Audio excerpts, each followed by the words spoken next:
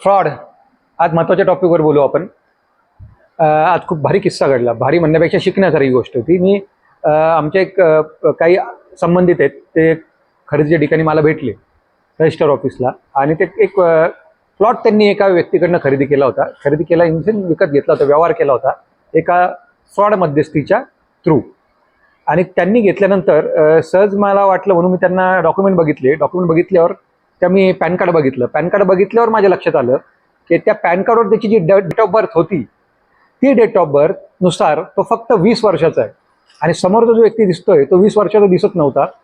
आणि त्यांनी 15 वर्षापूर्वी तो प्लॉट घेतलेला आहे. याचा अर्थ तो फक्त 5 वर्ष असताना प्लॉट घेऊ शकतो का एखादा व्यक्ती.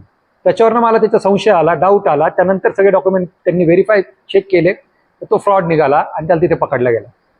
म्हणजे सांगायचं तात्पर्य असं की तुम्ही प्रॉपर्टी घेताना प्रॉपर व्यक्तीकडनं घ्या.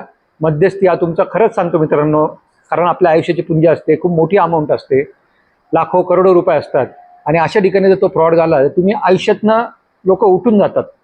त्याच्यामुळे स्वस्त न बघता म्हणजे नक्कीच बार्गेनिंग करा, मार्केट चेक करा, लिगल ॲस्पेक्ट हे चेक करा, त्यानंतर प्रॉपर्टी घ्या.